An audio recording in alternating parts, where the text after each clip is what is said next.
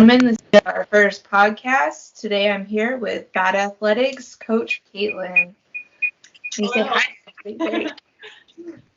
All right, so let's start with your story. How did you become Bad Athletics? All right, so I grew up doing dance, gymnastics, and cheerleading, so I was always active my entire life, and I kind of idolized personal trainers, and I wanted to be one. And then my freshman year of college, I didn't make the cheer team, and then I started fighting. And so I kind of combined my two loves of fighting and personal training and created Bad Athletics. So it's more of a voice that I have through what I'm learning being a professional MMA fighter and a personal trainer and helping coach women as well. Very nice. Is there any advice you would give to women to become more empowered and take control of their lives?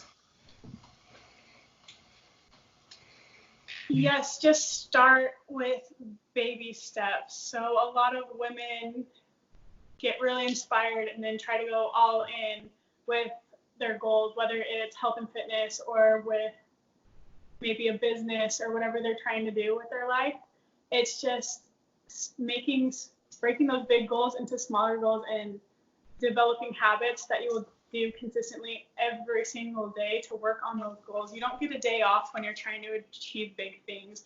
You don't get a day off when you're trying to be in optimal health, right? You just need to constantly be working on yourself, your business, your goals every single day. And it doesn't have to be big and scary, kind of like what I'm making it sound right now.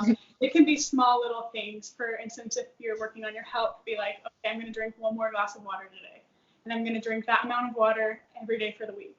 And so it can be simple things like that that are so easy and so simple that you would kind of be like, what the heck? Why didn't I do that if you ended up not doing it because it was so simple? Nice. What's it like being an MMA fighter?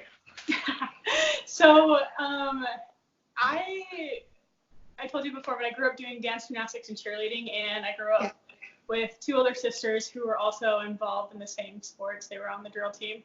And so I had no clue what fighting was. I had no idea what it was about. I had a boyfriend in ninth grade that got in a fight with one of his friends, like a fist fight, and I started bawling and I left. So I hated fighting. It was kind of ironic that I became a fighter. Once I started fighting, so I went to some MMA fights my freshman year of college, and once I actually saw the sport and I saw these women compete, I was like, it's a competition. I'm like, this sport, it's a sport. It's awesome. It's not just two angry people going in there beating each other up. There's technique, there's skill, there's personal development that goes into fighting. And so that's what drew me to it and why I started fighting. And what it's like to be a fighter is basically you have to constantly be working on yourself and building yourself every single day. You have to keep improving, or if you fall behind, somebody else is going to get ahead of you. So it's basically you have to work on your mental health and your physical health constantly to keep proving and to become a better version of you every single day. Very nice. Do you have any fights coming up? So I just tore my meniscus 4 months ago now. Oh. Yeah, I had to get surgery and I managed to tear it in the worst way possible. So it's a long recovery. So I'm out for at least 6 months. I can start training, not like sparring or going live on Monday. So I'm stoked about that. It's just 3 days away. So I don't have any fights lined up, but I'm hoping early spring, maybe May or April. All right, I'll be watching for that. What's your favorite workout music? My favorite workout music is Taylor Swift. I love Taylor Swift, and I feel like she just gets me. So I could listen to all of her albums on repeat. All right, a Swiftie. I also love Post Malone. Post Malone is probably my male equivalent of Taylor Swift. All right. What advice would you give to any women who didn't have access to a gym? That shouldn't stop you from working out. I put so many workout videos on my social media that you can do at your home.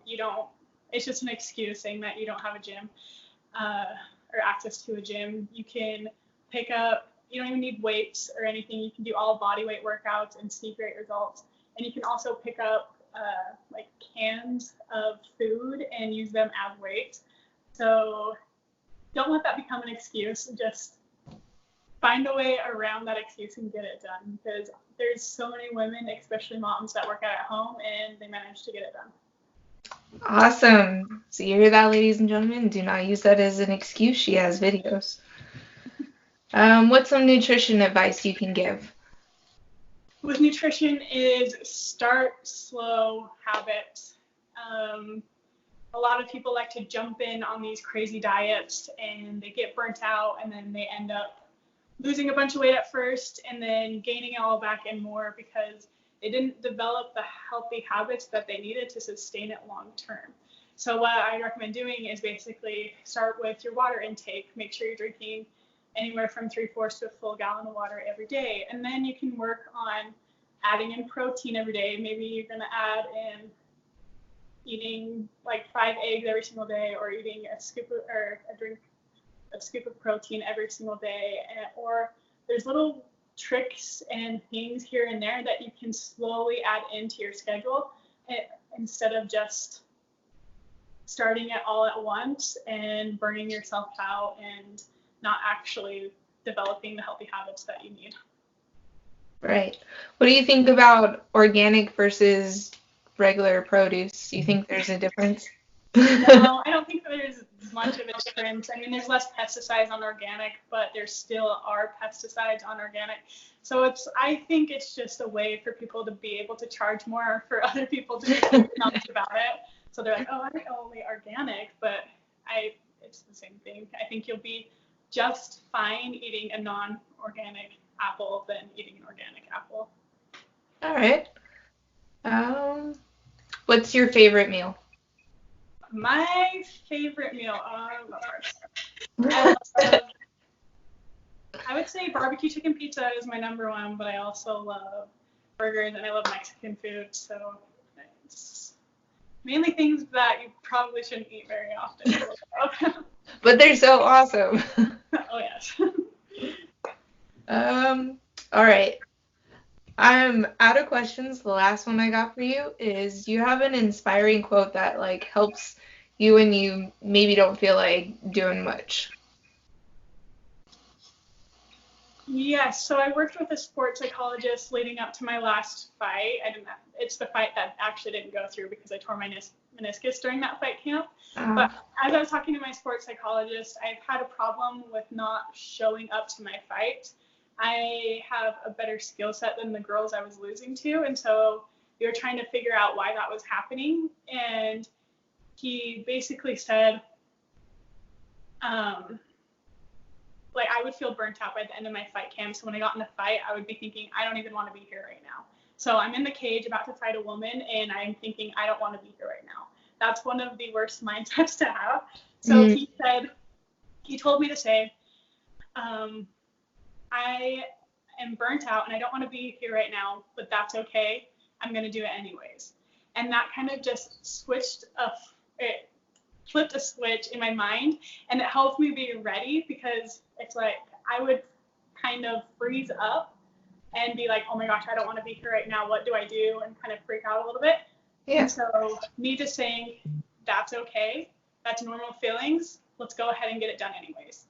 It helps me become more confident and helps me actually push to where I need to be. Love it.